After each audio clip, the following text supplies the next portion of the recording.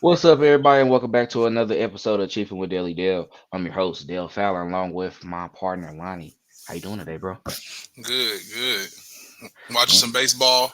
Just watching the Yankees and the Cardinals play. It's a blowout. I'm just watching a little baseball, cleaning up the house. I know we're getting ready for the baby shower in a day, so man. uh, we almost done getting everything completed. Wrapped up, getting decorations done. Just last night, I was showing Dale the decorations and stuff. So, yep, everything is going good. Getting everything rocking and getting ready to go. Getting everything ready to roll. Watching a little bit of sports. Man, lit weekend for sure. I mean, you got that coming up, 4th of July coming up in some days as well, too. I was just watching Money in the Bank. I told y'all what I was going to be doing, WWE. It's kind of cool, man. Hey, Mr. Money in the Bank, Damian Priest. Dude, Gunther still Intercontinental Champion. Hey, Shayna Baszler just went off on Ronda Rousey. I don't like Ronda Rousey in WWE, bro. She's horrible. Like, she cool. Like, she was a champion and everything, but she just horrible. She boring to me. Like, I know that's Yeah, what a lot of people feel as well, too. But, it's like she tried to bring that attitude over from UFC over to WWE. It's like, you got to be a face in there. And I just don't think she has, like, that personality. You know what I'm saying? She'll yeah, always kind of be like that heel whatever. Hey, but I could talk about that all day. But I kind of got back into it, y'all. After like COVID was going on, I started watching a little bit more wrestling and everything. I was like, all right, this cool. Roman Reigns started, yeah, I was like, this storyline decent. Like, yeah. what is this? But nah, that's what I just been on. We ready for the weekend, going to that baseball game too. So, hey, it's gonna be fun. But man, we got some decent topics that we're gonna be talking about today. Of course, got to keep y'all up with all the Kansas City Chiefs news. So ESPN recently ranked the Chiefs as the best roster in the league. We're gonna give our thoughts about that. Chris Jones says that he's going to be the Defensive Player of the Year. We know that's someone who always speaks, the truth in his tweets, like everything coming to fruition.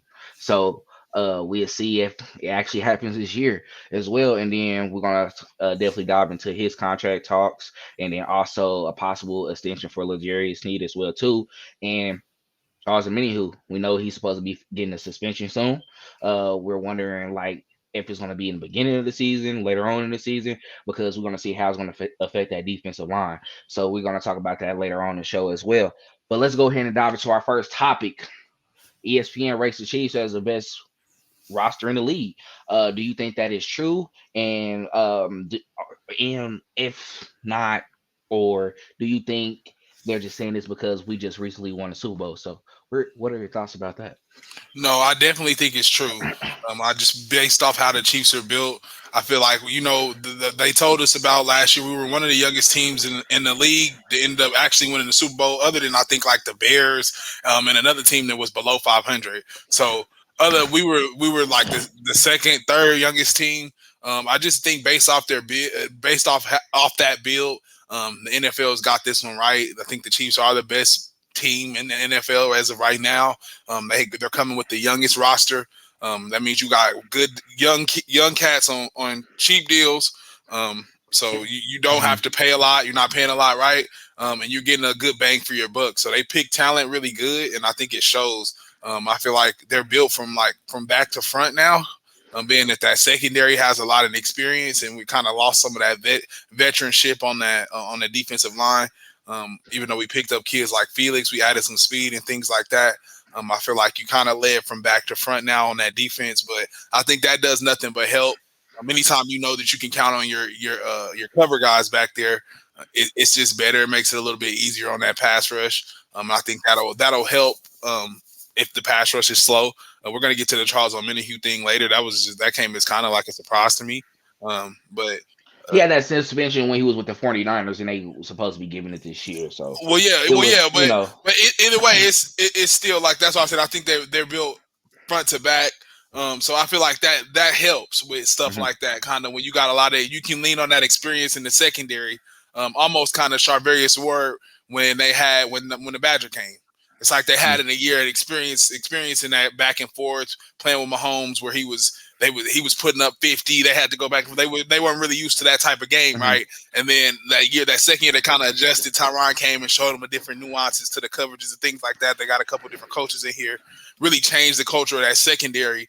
I feel like that's what kind of the mode that we're in now, but it's just a younger group of guys, right?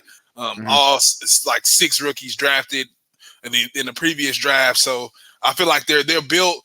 the way that the Chiefs are built in this passing league, yes, they based off that they are the best team in the league.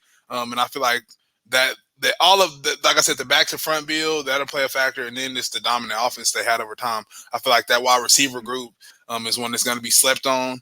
Mhm. And you really just better watch out because you might have some stars coming out of that group. We talked about it before on the show. We can't talk about it enough because we haven't seen them with pads on, but I'm pretty sure we almost positive we know we're gonna have some playmakers in that room. um, I mean, that's true. I do definitely love our roster. I think we have the potential to really go back into another Super Bowl and possibly win as well too. But I will say I don't think we have the best roster in the league. The only reason why is because of names. Names does matter. I know ability. Within the team's frame of how they work offensively, defensively is important. But I mean, you have a team like the Eagles who is just stout from front and back, and I understand that we just beat them in the Super Bowl, not taking that away from the Kansas City Chiefs at all. However, like when you look on paper, it's like, okay, you got a decent quarterback in Jalen Hurts. Oh, you got two dynamic wide receivers in AJ Brown and then Devontae Smith. You got a great tight end as well too, and Goddard. So it's just they have, and they got a decent offensive line as well too. You got Kelsey in there, who's one of the best centers in the league, and then Lane Johnson, who's one of the best right tackles in the league. They're built for success, and defensively, we know what they have over there. They acquired Montez Sweat.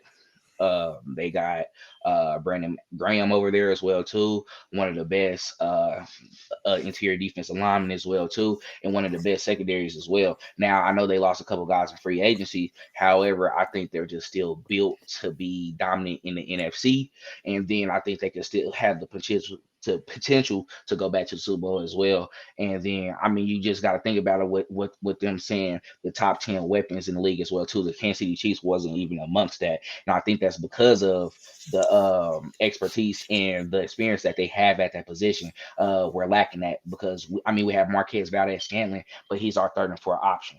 But we have Kadarius Toney, who recently just I mean who we acquired last year in the trade from the New York Giants, but he finally found his rhythm with us, but he hasn't had a full season, right? You got Sky Moore, who's coming up and who we are looking at to be a phenomenal threat going forward, and someone we thinks that can step up this year, but still lacks the experience. And then you drafted a couple guys as well too. Rasheed Rice, you have some experience in the backfield with Jet McKinnon and Isaiah Pacheco, but they're not the best at their position. The only person that's best at their position is Patrick Mahomes, and then some guys that's on the offensive line, like a Creed Humphrey. So, I mean, it's really not taking nothing away from them at all.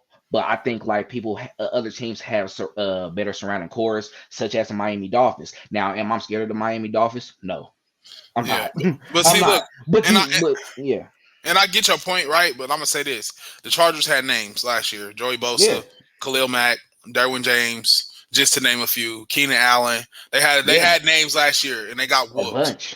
They are names. I'm telling you now. That don't. I get what you're saying. No, you speaking from a different perspective, but If you look I'm at the just paper, you're yeah, not the paper, yeah, we know what they're going to do in the season. We know how the Kansas City Chiefs operate because at the end of the day, where we are beating everybody at is at that head coach position, Andy Reid. yeah. And then you have a great defensive coordinator at Spags, who sometimes we feel at times throughout the game is not putting up that decent defensive package for that opposing offense that we might be facing, but he knows how to adjust throughout. That's why he was effective. That's why we picked him up as well too, and that's why he had success with the New York Giants when he won a Super Bowl over there as well. So, and he won two with us as well. So at the end of the day, like my whole thing is everything is going to be played. Everything is going to be shown on the field. That's where it all going to play out. Like I said before, they're saying we're not the best roster right now. ESPN ranked us that. I think you got to respect that with the champs. I think they're tired of like going against Patrick Mahomes and Andy Reid doubting their The Brady ability effect, to. Yeah, you know what I'm saying? Yeah, exactly. It's like if they're on the team, we're just gonna automatically say they're number one because they have exactly. showed us consistently. With Brady being gone and they're looking for a new face of the NFL, which we already know Mahomes is the face of the NFL now. It's like, okay, this guy, they didn't prove it to us 5 years straight. 5 straight AFC Championship appearances, appeared in 3 Super Bowls, won 2 of those. They have a record of 2-1 in the Super Bowl. Like, okay, they got it. Because the only active quarterbacks in the league right now that has 2 or more Super Bowls is Patrick Mahomes and then Jimmy Garoppolo. And Jimmy Garoppolo got his on the bench with Brady in New England. So I'm just saying, we know what it takes to be out there on the field. We know it's a different story. We know the game changes, the game plan is a lot different. It's how you matching up and what you're calling against the scheme that you're facing up against. That's important. But if people looked at the paper right now, I'm just saying people are not going to pick the Kansas City Chiefs. Like, oh, I can go over here to the Eagles. Oh, I'm not gonna lie, I can go over to the Bengals because they have the best wide receiver core in the league, along with one of the best quarterbacks in the league. They're gonna look at it like that. Who else? I mean, the Miami Dolphins, like I said, Buffalo Bills.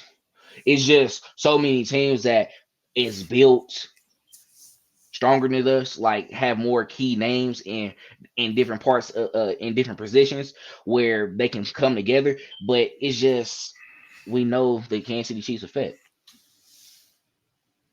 So I'm not going back and forth. I'm just saying we're not. I don't think personally we're the best roster in the league, but we're still the best team in the league. I That's your mean, opinion. That's your that's true. opinion. I Okay, mean, you could be a homer. I mean, you can say it I'm too. not. I mean, I'm not a I mean, homer. let's go position if we really wanted to. I mean, Patrick Mahomes the best quarterback in the league, and then Yeah. Travis Kelce the best tight end in the But league. I get what But you're saying. But you got I'm just three, saying, like you can just like you got 3 wide receivers that play for the Bengals. You could probably you gonna have at least I can bet you 4 wide receivers that'll be just as good on the Chiefs.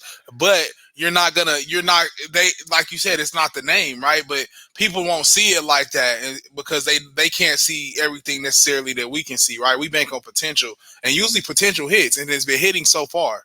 And I said people were smart and like analysts were smart. You bank on potential. You we bank off. hyping them You now. you said I'm hyping it though. Okay, I Yes. guess I don't know. I don't know. I guess we'll see. We got to see it. We'll see this story pulled out before our very eyes, though. But we've seen it before, time and time again. And we've not No, been the cream of because the crop. you're No, I'm trying to make saying, it look, seem like I'm listen. This is saying what we're I'm gonna saying. be garbage though. Nah, but look, this is what I'm saying. You think like a lot of other. You're thinking like a lot of other people that like are analysts and people that see it like when they pick the Buffalo Bills to win the Super Bowl and shit. So like you, they you say they think like that now, but every year the Chiefs end up in the AFC I Championship, said we're going back to the or Super like, Bowl and or it's winning. like you know what I'm saying. So like, if they not the cream of the crop and they're not the best in the league, then damn, what are they? Because they end up in the title game every I'm year. fine with not having the best roster in the league, though. That's what people don't understand. I like having, a lot of great role players I, around the I surrounding towns that understand we that, but I'm have. saying even if you do have a lot of great role players, fuck them. I mean, I'm sorry, forget them role players. It's about I got you him. said the I got him names. You right said now. the names, because a lot of people think names. A lot of people call and they be like, man, Khalil Mack. You see, look, Russell Wilson was like, we did all of that last year. We did. We got every name that you could possibly move that was big in the AFC. Got moved to the AFC West and lost. Yeah. So like what? Well, like we eventually got to stop the name stuff, bro, because the name is just a I name until mean, you but really at the do same, something with it. but we're not. But you're not putting in also the same. You're not putting in the other element of coaching as well too, because that's a part of the whole team aesthetic It as well. is. I It said the is. best roster. That's where everything is different though. And that's what people you gotta put it in sections. You know what I'm saying?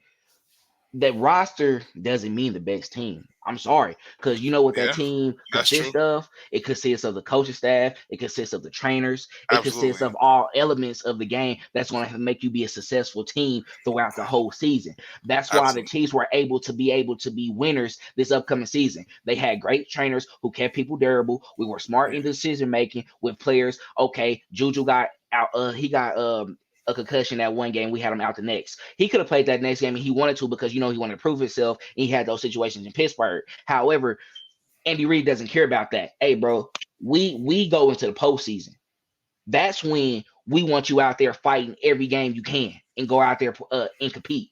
If we're already 6-1, 6-2, number one in the division, teams are 2 games back, and we're about to play a team that's not even Mahomes won without you before you even came, we'll be fine, bro.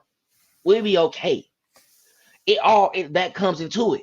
So I feel like the decision making, excuse me, of like your coaching staff, along with the talent that you have with that roster, that what makes you the best team. But the best roster consists of those names that's mentioned. That's Like it's true. like you got a That's star-studded team. You I, saw what the I get Rams had. I get what you You saw what the Rams had. I feel that, but it's just like That's what I'm saying. That's roster though. we That's not seen that be team. successful once before, It was and it once. was this close to being torn apart if we don't put up blanks in the red zone, like in the second half of the Bengals game, and Mahomes just like has a total like brain fart. Yeah. None of that happens. It's like we probably talking about something totally different. We might be Yeah. talking about the 50 that game where it was 50 to fit. Like it might have been something crazy, but it's just like I don't know. I get what Yeah. you're saying though with the roster. The roster thing, that's true. That's all. A star-studded roster, and the team is that's totally different. Two But it's different fine if things. you. But it's fine if you. But it's fine if you feel that they're the best roster though, because at the end of the day, it's I your know, I opinion, do. I'm and not. it's like, I'm yeah, not. You're not gonna yeah. change my opinion. I feel like that you say a homer or not. I feel like they're the best team, best roster, and it's just from a developmental standpoint, from the talent. Even if people was to get hurt, knock on wood, moving forward, I feel like they are the best roster because but they're the youngest, and you have that but experience. What you can't take away from anyone is experience. I want everyone to know that watch the show. but You can never take what was away. experience to You you? can't. 1+ year, just after rookie year. Now you No, a experience. 1+ year, but a Super Bowl too. Not everybody goes to Super Bowl at all, ever. Not Ask, everybody. ask Phillip Rivers. I know he All hasn't, right, but so like, not everybody even gets to taste it. So to know what that tastes like, feel like, know what you needed to know what success you needed to get to that point. That pays a big factor, and I feel like a lot of success going forward in the team, and that's just my thought process on it. But we spent enough time on that. hey, I mean, at the end of the day, strong opinions about that. I mean, it is what it is. Like I would Yeah, talk about this all day if I could, and we can go break down position by position, but we're not gonna do that. We're not yeah, we're gonna not do gonna do that. that. So let's go ahead and jump into our next topic. So Chris Jones says he will be the defensive player of the year. How likely is that to happen, and where would you rank him in his position group if he accomplishes that? Because we know he's top two in the NFL right now, but Aaron Donald probably will be considered the greatest just because of the amount of times he was number one on the billboard in the NFL as a top NFL player in the league, along with winning multiple defensive players of the years. So I mean, when you look at the whole position, like where would you put him at if he does win the defensive player of the year? Yeah, so I feel like it's definitely possible for Chris to obtain that defensive player of the year. Chris is big in manifesting things. If you're not a frequent follower of Chris Stone Cold Jones on Twitter, he does manifest a lot of different things just with his tweets, tweeting Mm-hmm. out several different things and going to the Speaking AFC to this, championships. We're going back win. We're gonna win. I'm gonna do this. So like he manifests a lot of things. So it doesn't surprise me. Chris also played at a super duper, and I feel like one of his best levels since he's been in the league last year. He was super dominant. Really learned how to play that edge position as well. Like I said, like I've said before, it's just not sexy with Chris because he's so big. He's mm-hmm. like Chris is humongous. He's like really a basketball player, like a center. So Mm-hmm. playing defensive tackle. So it's not always the sexiest way, and because it doesn't take a lot to get to where he wants to go. It only takes a couple steps. It's not always like Aaron Donald. I'm moving your guard out the way. I'm picking him up and moving this because he's not as small as Aaron Donald, so he doesn't have to do as much. It's more like get your hands off and I can just step around you and grab what I want. Yeah. So I feel like it's not always the sexiest way, but then I feel like he hasn't played on a defense that's considered top tier. So many people that do what you just did to the Chiefs, right? Mm-hmm. It's not a star-studded defense. It's not a defense that you consider, the Chiefs defense. What's going to win them this game? The defense is going to win them this game. Mm-hmm. We don't know what the offense is going to do. They might put up 10 today. Make sure, but we know the Chiefs defense is going to show up. That's a lock. They're not the number one defense in your fantasy. You're not picking them as your fantasy defense team. So it's like they don't. I think feel like that tarnishes Chris's name a little bit. He's also playing on the roster with two outstanding offensive players that he's kind of not has to show up, but just has to kind of doing take those. some light and shed the light on himself, but by just making a couple more plays. I think he made a lot of big splash plays last year. I think he's definitely capable of it, and I rank him Mm. number one, man. When Aaron Donald steps away, and I feel like Aaron Donald he was good last year, but Chris showing up in the postseason, doing what he did, I feel like he kind of took that torch from Aaron. I'm not gonna lie to you. I love Aaron to death too. I really do because he's done it the best and been the most consistent and just so dominant, like visually dominant as far as like that nose tackle position. He probably inspired Chris Jones to play that position, but um, I feel like Chris is number one, man. He will be number one. He's gonna rank number one at that position. I know you got guys like DeForest Buckner and different guys that play that position as well, but I feel like he's just been dominant, just super dominant, getting sacks, man. Everything. It's almost like he gets a sack every game. Um, I think like he dominant. yeah. I think he gets defensive player of the year. I truly believe so because when he speaks of something, like he's really going to make an effort for it. And I think the years before, I don't think he was lazy or anything like that. I think he was just really strategic on his strategies of what he was going to do throughout the game. I think it was moments where he can take a break on a play. He would do it in that sense because the next play he's going to make sure to go all out to get that sack, right? And he has the potential to really put up more than 15.5 sacks a season. It's just I think he wants to put his foot on the gas a little bit more, and I think that's going to give him that push. Aaron Donald is not getting any younger, so at this point right now at that position, if he's able to even put up 17 plus sacks next season, and he's going for defensive player of the year, I honestly think he needs to just get 20, have over 100 tackles in total, and just be dominant in the run game as well too. And I think he will solidify himself. What's going to make him get win that defensive player of the year award is he's going to also have to make some game changing plays throughout big games as well too. That's how you get the look of decent defensive player of the year. They look at your overall work, right? And they were seeing him throughout games to where last year where he was able to help close it out. But he had moments like in that Colts game where he has that roughing the Personal foul. passer, Yeah. personal foul, and that ended up giving them the first Costing us the down game. and costing us the game. And then we're talking about that now. That was weak because it wasn't roughing the passer. He was talking to the ref.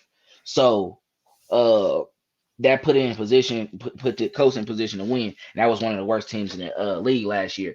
But I think with his with his knowledge of how he feels the game's going to be called and how they're looking at him going forward, I think he noticed that they started to give him that stigma of being someone that's going to be overly aggressive with the referees, talk back, which can result in those calls. And you see, he kind of calmed himself down throughout the season.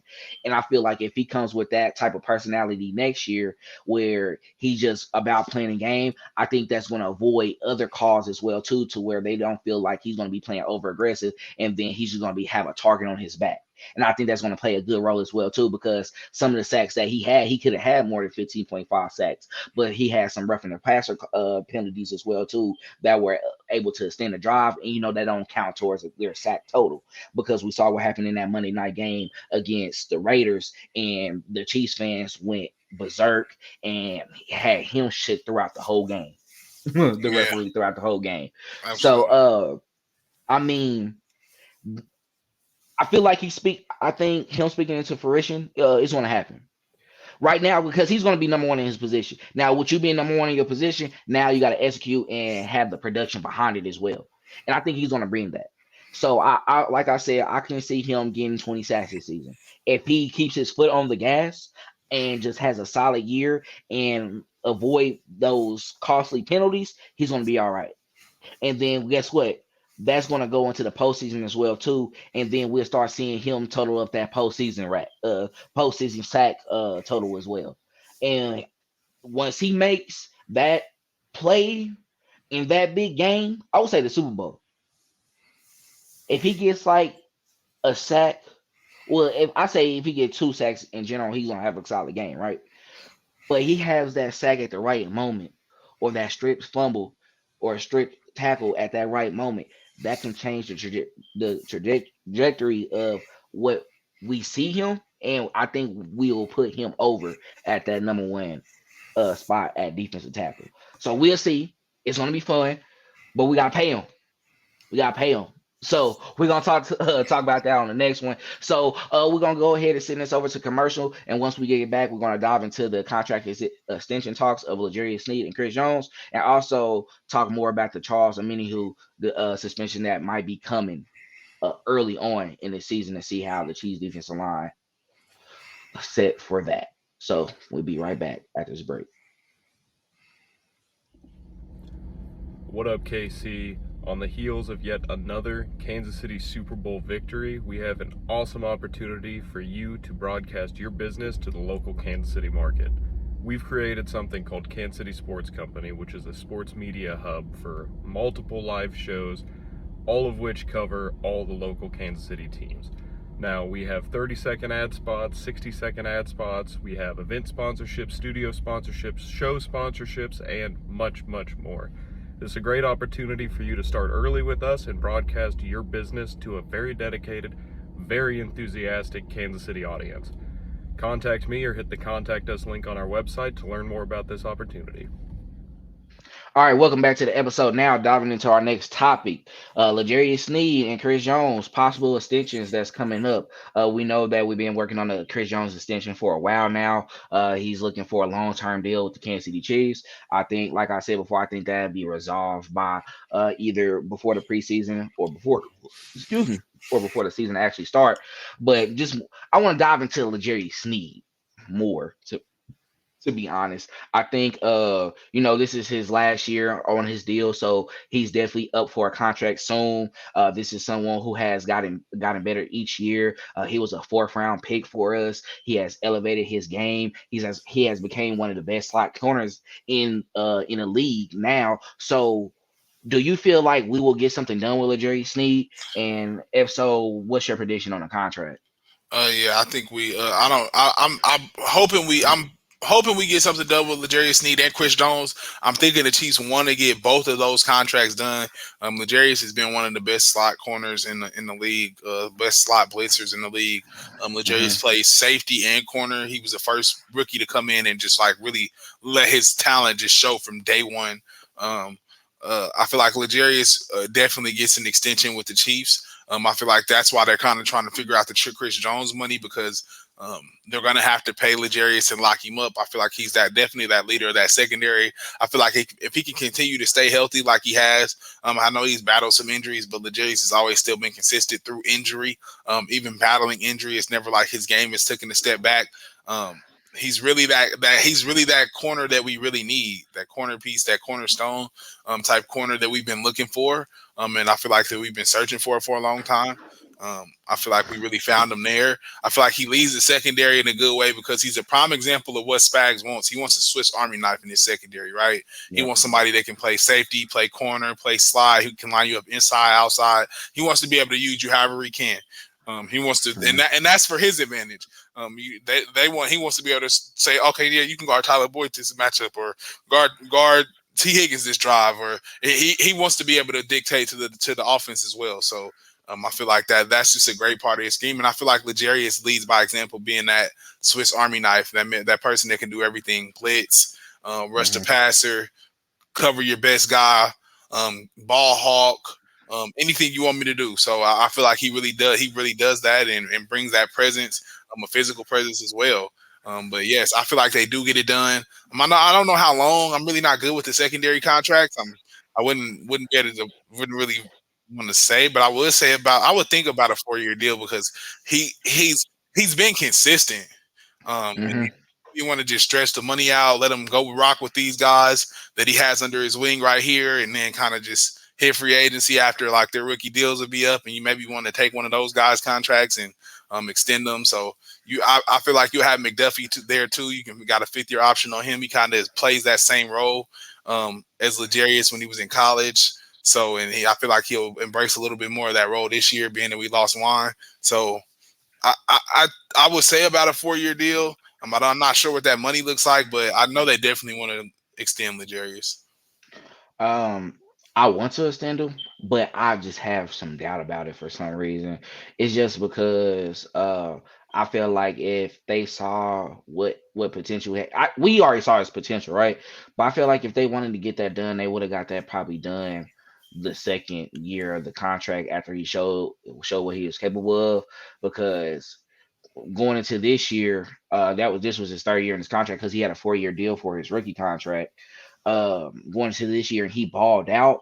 Now that kind of put him to a point to where like he might want to be at like somewhat towards the top of the cornerback market. I would say I don't think he feels like he's top three, but it's just will it be more than what we can give up? And that's what's kind of like worrying me. Now, I say if they do get a deal done, it will be somewhere in the middle of the season. He'll be like one of those guys that you try to extend where you saw like his play and his production all the way up until the time. It's like, okay, let's go ahead and get this done. That way we don't have to worry about when the off season comes because somebody's going to try to pick him up. And I think he will be able to fleece a deal from a team as well, too, just because he's a jack of all trades, like we saying he's that Swiss Army knife. So, it just really depends, man, like where everything is all said and done. Now, that's where it comes to play. I feel like he's in a bad position with Chris Jones, with him looking for more money. And honestly, we're trying to lock him up. He's our main priority. Your priority as well too. But this is a guy that we got in that 2018 draft. Well, yeah, around that draft, 2018 or 2017. Excuse me, but and from there he just been solid and been a beast. And he played out his contract that he signed with us already. He had a 4 year deal that was like worth 80 million. So he was making it towards 20 mil a year. He hit just really on all parameters of what he needed to do in his contract. So now it's time for him to get more money with him being the number one in his position. With Jerry Sneed, it's just you got a lot of great slot cornerbacks as well too. And you can always go into the draft and pick up another guy that's just like you that can come in and produce.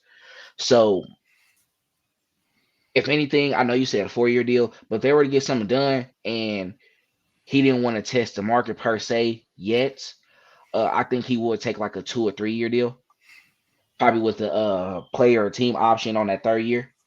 Uh, where if it's a player option for him and he feel like he can test the market and get some money out of it, I think he will. Now, I don't think those player options are um, as familiar in the NFL. So if anything, it will be a team option. Yeah. And if they feel like and he wanted to contract extension talks to try to get more money out of it, that's probably when we'll probably try to let him go or trade him, and then he can negotiate from there with his next team of what he wants. But I think that more than likely happens if anything, because he is someone that will go after him. But we saw some things this offseason as well too, where it seems like a lot of teams are not trying to overpay. You see the notable free agents that's out there right now, and then the cap went up for all teams in a year as well too. It goes up every year, and it's like okay, you're getting more money to give out, but you're not giving out more money. So what are you trying to do? In a sense, it feels like okay, everybody putting these numbers together, spot track all those guys, and it's like why it's not coming out like we think it's going to come out. So that's where I think where they can finesse him and get some where it's like, hey man, 2 more years. We can add that up and you'll be at a good age where you can still go get another contract as well too. Maybe we can get you something as well, depending on your play. But I just have a feeling we might lose him next offseason. I have a feeling. I don't want to. I don't want to, but I have a feeling. We'll see what happens though, because like you said, like Brett Veach is one of those who, if he can, knowing the talent it is, he'll rather get A pick. uh, a couple picks back. He wants compensation back for that. Yeah. Just like with Yeah. Tyreek Hill. And if anything, if something was happening with Chris Jones, they're going to do the same thing. We're Yeah. wanting something back. They're not going to let those type of Yeah. guys go for People free. just walk. Yeah. So Yeah. we'll see how it goes. It's very interesting. We definitely want to keep track of that. Of course, a lot of things want to be coming out towards training camp as well too, and after training camp, and as the season goes on. So we definitely keep everyone updated about that. But moving on to our last topic of this episode, Charles Omenihu. We know he was arrested last season, and now he will be facing a punishment this upcoming season. The Chiefs went ahead and gambled on him just because they knew about the situation already. They knew that he was going to have to face that, but they wanted that talent still on their team. So it looks like that his suspension could more than likely be coming at the beginning of the season. And I think it's either between 2 or 4 games. I don't think it's as many, but if it's the first part of the season, Lonnie, how do you feel like the defensive line was shaped during at that time, and what would happen uh, in his absence Yeah, during those games? Yeah, so I can't say from left to right how it's going to shape because I know Spag keeps it as a revolving door. He likes to keep his boys fresh down there on the D line. But I still do think we will have success even without Charles. Even whether it be early or late, we have Mike Dana there, we got Felix there, we got George K there. We got other guys that are going to have opportunities to really show and state their case. To kind of take some time from Charles when he comes back to really make this thing a battle. And not just say, "Oh, this is my first unit and my sub guys or my second unit." However, it's going to be really kind of have a chance to see what Mike Dana can do. Right? Can Mike Dana earn that extension? We've talked about that before in previous episodes. Is he able to hold it down while if Charles has to be gone? Can he show how his talents is getting after the pastor like he did in the AFC Championship game? Can he continue to just piggyback off of those type of things? And again, like I said, it's going to be big. We know George K is going to be there, and we know Chris is going to be there, right? We know those guys are going to start, no doubt. So let's see I want to see how dominant they can be. If those guys can be dominant and kind of just show that we're here, minus a Charles Omenihu, minus a Frank Clark, these 2 first-round picks that you spent in your franchise and decided that this was you were going to build your D line around these 2 players. Let's see if they can be the real building blocks and the cement blocks for that defensive line and hold it down, right? And just let Charles kind of be the wire in between that kind of twines everything together and stirs the drinks per se. So I want to see how I can't say left to right, like I said, how they'll go. I know we'll have Chris and George K for sure starting, but those other spots I think are up for grabs, and I want to see the kid Felix, man. Let's see how he goes. We still have a kid, BJ Thompson, as well. So we got a couple guys in that room that can make some noise and really state that claim and try and take some of that light off of Charles, man. And that's not to say that we don't want to see that talent from Charles. So we paid Charles a lot of money, so we do want to see him have success. But it's just not to say that there's other guys at that position that have stepped up before when Frank Clark was not around and not available, such as Mike Dana and George K. And had success. So this is nothing really new for the Chiefs. And it's the next man up type of mentality around there. We know that we've seen that before, and I think they'll continue to have that. I think this his suspension might be great for the young guys who was looking to get some repetition and get some time in those games to prove themselves and kind of establish themselves within that defense. Just because I think we know what Charles Omenihu is going to bring to our defensive line. This is a guy who is a hybrid per se. He can play in the inside and also the outside as well too. But he's going to bring that presence to where we can have a lot of experience on that defensive line, and he has the upside as well too, especially at 25. But his suspension is going to set up guys like Felix and BJ Thompson and Mike Dana, who's already established himself within the defense as well too, to kind of be like, hey, like we have a style line that we're going to get our time as well too. And once he gets back, he's going to have to be able to fit himself in to that system that they already have started. Now, sometimes that's the consequences in your actions that you had prior. However, you still have an organization who has faith in you and feels like you're going to come in once you do come back and can be able to provide needed assistance on that defensive line. Now, I would love to see him start out the season hot. I love to see him go ahead and play in those first couple games. But at the same time, I don't want to wait mid-season when you decide to give him a suspension and we're trying to fight for a playoff season and he's someone who has been dominant in his role and we're going to be missing that presence on the defensive line. Let's go ahead and get that out of the way now. That way, once he come in, he can put his foot on the gas and get it going. Now he's going to be able to play in the preseason, of course, because those are not the regular season games. So he's going to be able to get his practice with the first team defense, his reps with the second team as well too, because they like to play those guys deep in those quarters as well too, depending on what games he want to establish that in.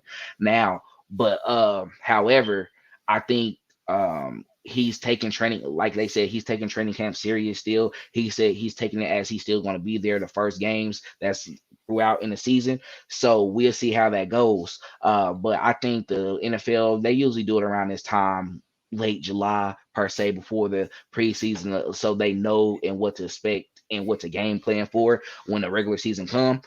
But I really think this is a good thing for our young guys that we drafted, because now they can get that work in. I mean, I don't know if he can't be at the games or all, if he can't suit up. It kind of depends on that. But still just gaining your confidence in those first couple of games where you can establish yourself and try to be one of the best pass rushers in the league, that can kind of help you throughout as well too. And I mean, we spent a first round draft pick on him as well, so maybe this was in preparation for that already, because when we signed him before the draft, so we knew that was coming. So maybe that's why they went out and got a defensive end in the first round of Felix, so he can come in and play that role, and someone probably who can come in and just see immediate success. Hopefully, that's what we want to see, right? Because he has the potential. He had a Absolutely. great career at Kansas State, so it's gonna be fun. I'm just I don't want to know what to expect right now, but I do expect big things. I do expect great things. We know once he came over here, he only had a 4.5 sack season last season. He wasn't as great. However, he was a rotational guy that was very suitable for that 49ers defense. He got a lot of reps. He made some big plays in wild card weekend and also in the divisional round as well too. So he has the present and the poise to be in the postseason, and we know he'll be able to provide that needed assistance when that time comes around. But I know he's not lacking on helping those guys grow as well too. At the end of the day, that they're a family, they're a team, and they're all trying to see the same end goal and win a championship for the Chiefs once again and be a part of that success as well. So we'll see how it goes. Anything else you want to add to that? Because really, I feel like we're looking at it in a positive light. We're basically saying that this is going to be good for the young guys who are looking to get more time in that defense, who are trying to establish themselves in that defense as well too, who's going to put themselves out there as contributors. So anything you want to push off before we go ahead and close it out? Well, then, nah, nothing. Like you said, this is really, like you said, this is the type of stuff that builds championship rosters. Hmm. Going stretches without stars is what built a lot of our championship rosters. Us losing Mahomes at one point, we ended up winning championship. We didn't have Without any. Frank Clark off and on a lot through our runs. We also resulted in AFC championships and just championships in general. So I feel like this type of injuries and just suspensions, these type of things help build championship character, just because you have to rely on other guys that necessarily would not have to be relied on if a Charles Omenihu was on the field. Yeah. But yes, so yeah, that's it. Yep. Yep. So it's gonna be fun. Training camp is on its way. We finally in July. So that's 22 days away until the first day of training camp on the 23rd. So that's all we have for this episode of Chiefin with Daily Dale. Make sure to follow us on all our social media platforms, KC Sports Company on Facebook, Twitter, and Instagram. Also, make sure to follow me on my social media platforms as well too. Facebook Dale Fowler Jr., Twitter Dale E Fowler, and then Instagram daily underscore Dale 39. Then also make sure to follow Lonny on Instagram underscore Lano LONO underscore, and then also on Twitter at underscore Lano with two N's. Yes. Yep. So Yep. make sure you tap in. We definitely gonna Follow. be keeping you guys up to date. with all Chiefs related news. And make sure to follow our Facebook page as well too, Chiefin With Daily Dale podcast. So we'll talk to you next time. Have a safe holiday weekend. Enjoy. Stay out of trouble. No drinking and driving. None. In legal marijuana states, no smoking and driving. No, Because they out. don't blow your hand off. No JCP or pause. Stop playing with them M80s. You use a pump or light it in the street. Don't be using no lighter or cigarette, bro. Stop, deal. Stop. That shit. Mine happened when I was young. Okay, exactly. Don't be doing that, bro. I don't want to hear about nobody in the comments that blew their hand off, bro. I'm gonna be upset. For real. Y'all Keep you a bucket of water around and get them pumps for them babies, bro, and start you use them yourself, not no cigarette, bro. Because we need y'all here back listening again. I don't want to hear none of that. Don't be hitting me up saying, I hurt myself, man. I don't want to hear it. Stay safe. Stay safe. But man, once again, y'all, like I said, have a great holiday weekend, and we'll talk to you on the next episode.